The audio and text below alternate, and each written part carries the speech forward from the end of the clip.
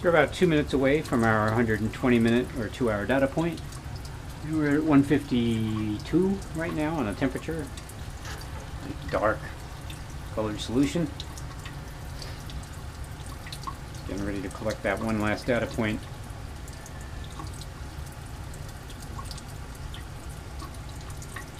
Hopefully we reached equilibrium half an hour ago, and we won't see any change in the percentages of our products over the last 45 minutes or so of this reaction. That would be ideal.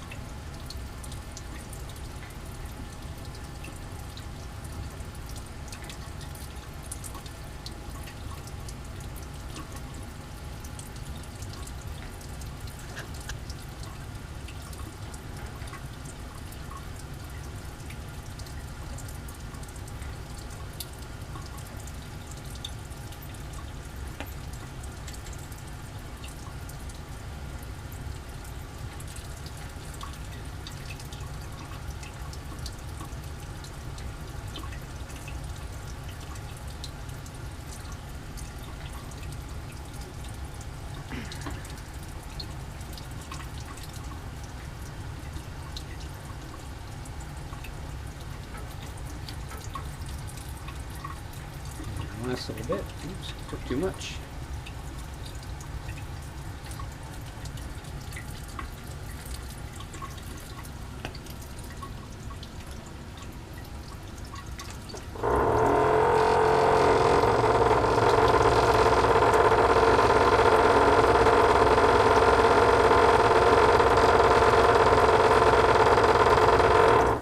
And this time I don't need to clean this tube because we're done. Throw that in the glass waste.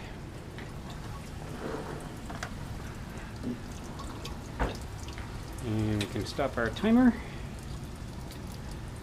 Don't need that anymore.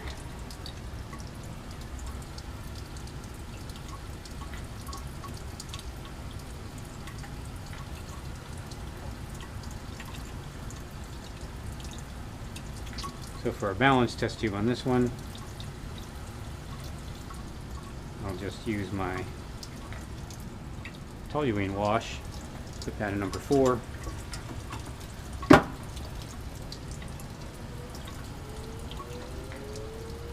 can go get rid of these two.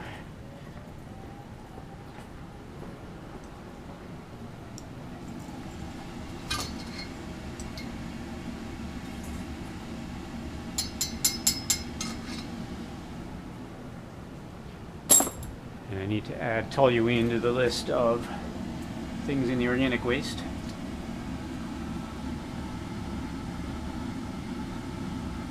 And dichloromethane.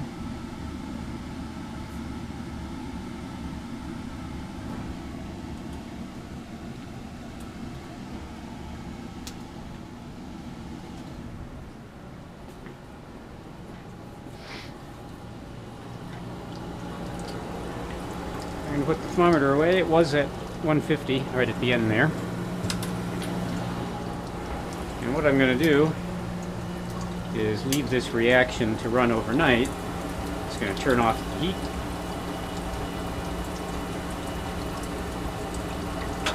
I'm going to pull that sand bath out of there. Let that cool for a bit.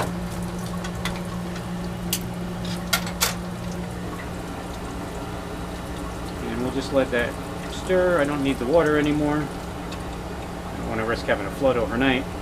So we'll just leave that on, stirring. It'll reach room temperature.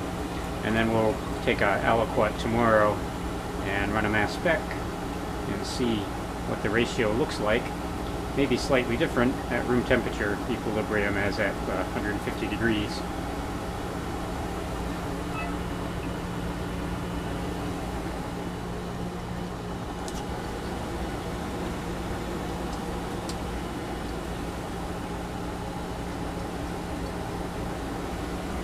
rinse off my spatula that had the para-toluene sulfonic acid in it.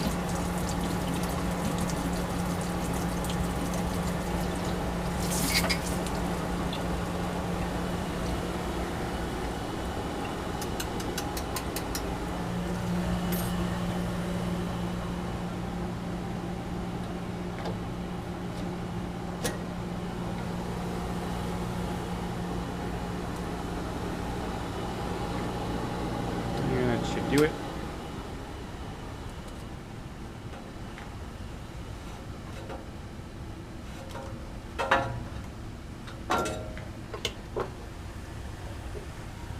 Turn the vortex genie while we're waiting for that to stop spinning.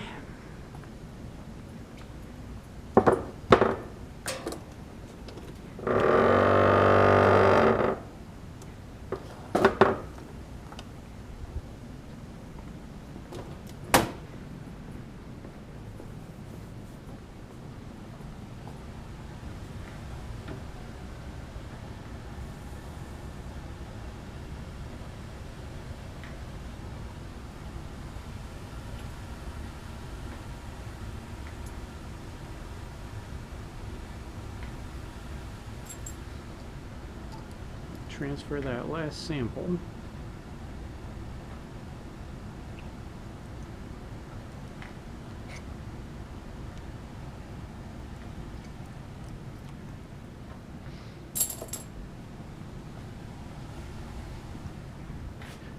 This weighs 2.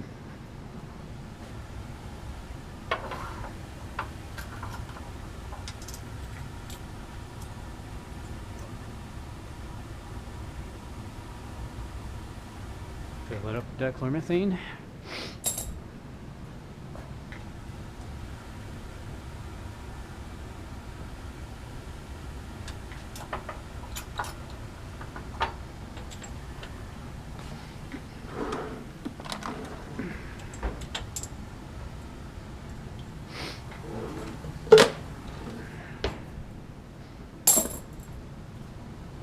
And we'll just take this over and put it in the mass spec pile. Oh, I gotta make sure I dispose of that toluene. So 54O is going in slot number 15 here.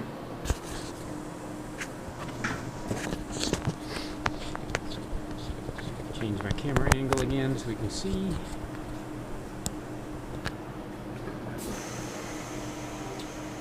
So if I go to the top menu here and go to data analysis, oops, that's not what I wanted to do. Sorry, wrong button. If I go to top menu, I go to data acquisition. I can open up this dehydration method for you, Dehydration 2020, and we can see what the settings are. So you see on the auto sampler, I have it set to rinse with solvent pre-run 4 times, and then after it's going to rinse with 2. It's going to rinse it twice with the sample at high speed, and then if I go to the advanced mode, you'll notice I have the suction position set at 10 millimeters, which means it's not going all the way to the bottom. That's going to keep it from taking any solid up. I'm only rinsing with B, which is dichloromethane, and I'm pumping 3 times to get rid of air bubbles. So it's going to rinse 4 times with dichloromethane from solvent B here, then it's going to rinse a couple of times with sample, pump 3 times to get rid of air bubbles, and then it's going to take up the sample, and then when it's done, it's going to go and rinse twice with the solvent. Under the GC, you'll see that the oven temperature is at 130 to begin with, and then it holds for 1.5 minutes, rises at 20 degrees per minute until it hits 200, and then holds for another 1.5 minutes. That's a 6.5 minute run. The column we're using is the standard SHRXI5 SIL, so that 5 stands for the 95% diphenyl, or sorry, the 5% diphenyl, and the 95% is dimethyl polysiloxane. It's 0.25 millimeter thickness of that film, and then it's a 30 meter by 0.25 millimeter diameter column standard. That's the usual conditions. Our injection port is at 250 degrees C, so it'll instantly vaporize everything, and we're running this at a split ratio of 138, right, which is a big split ratio because these samples are too concentrated otherwise. and a column flow that starts at 0.87 milliliters per minute, which is a linear flow of 35.1 centimeters per second. So our total flow is a lot. We're going to use up quite a bit of helium. And then under the mass spec tab, you'll see the ion source temperature is at 200 and the interface at 280. Those are kind of the standard conditions. We have a solvent cut time of 3 minutes, so we're not going to start collecting data until 3.5 minutes because we don't want the dichloromethane and the toluene and the xylene and any starting ketone to swamp the detector. Collecting data from 3.5 to 6.5 minutes, and we are scanning a mass over charge ratio from 40 atomic mass units to 250 atomic mass units. And the scan speed doesn't really matter, but it's 769 if you care. Right. So that's the method that we're going to be running. So I'm going to go back to batch processing now. I have my batch file ready. It's saved. Just save it again just to make sure.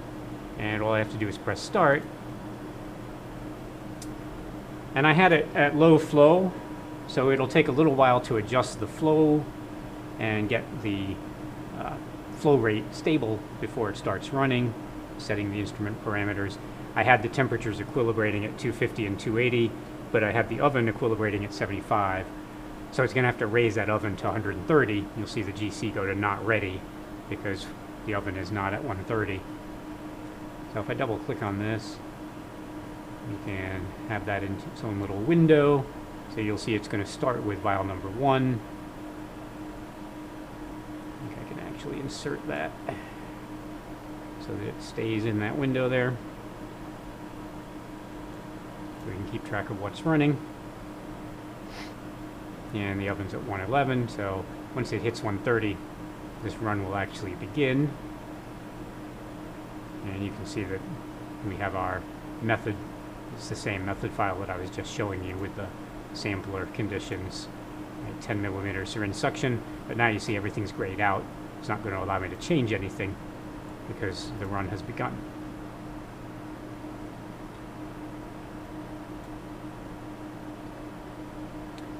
I'll print this method file so that you will actually be able to get all those pieces of data, those pieces of information that are important to record in your notebook. So now we're ready. Oven's at 130, and our mass spec has begun its job. It's going to grab that vial, bring it over, and then you're going to see this syringe washing with the sample, or sorry, the solvent, the dichloromethane, and sticking that in a waste. It's going to do that 4 times. Make sure the syringe is nice and clean.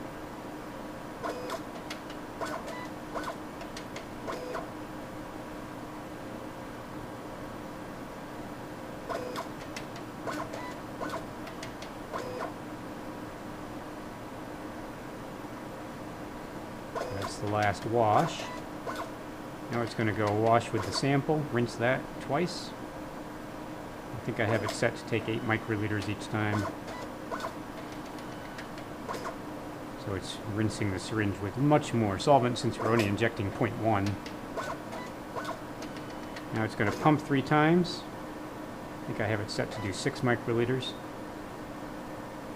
That's helping get rid of air bubbles in the syringe. You'll notice how quickly the syringe plunger moves, taking up its 0.1 microliter. And now it's going to move that rack out of the way and quickly inject. You heard the beep beep. That starts the run. It now says run over here. And if we look over here, right, we're 0.165 minutes into a 6.5 minute run. So the run is underway. It's washing with the solvent. And down here in our little message, it says start batch processing. And it's giving me an insert counter warning, which is normal because the insert count, the little glass insert needs to be replaced sometime soon. So I don't need that window. So nothing's going to happen for the first 3 minutes because there's no compound of interest in that first 3 minutes, and it returned the vial. So it's a 6.5 minute run, and then it has to reset from 200 to 130 degrees after each run. So this will take a while, which is why we're setting up a batch file to run overnight rather than sitting here and watching it the whole time.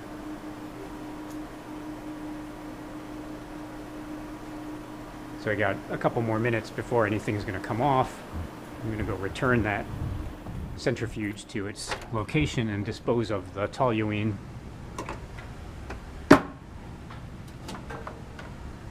In the tube that I was using as a balance.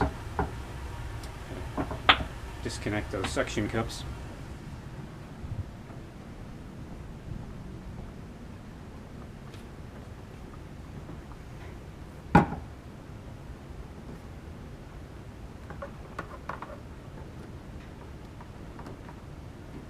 Benefit being the only one in the lab doing work is you can take all the equipment to the bench.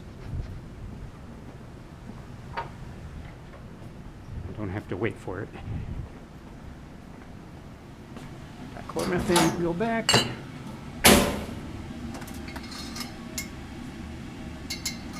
Last waste tube.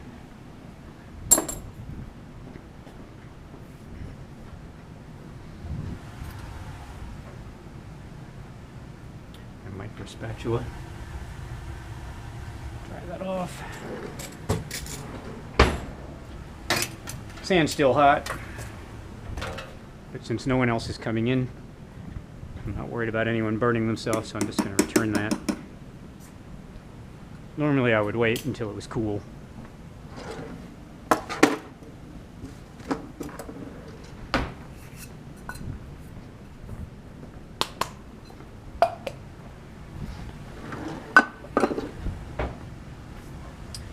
So that's just going to sit there until tomorrow, starting at 600 with the temperature off. The condenser can just sit there. It's an air-cooled condenser at this point. We don't need anything else in here.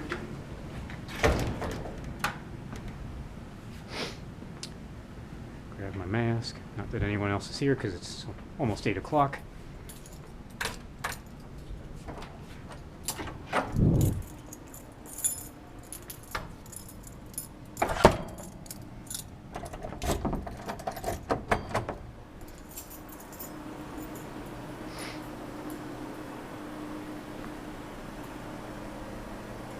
So we're 3.55 minutes into our 6.5 minute run.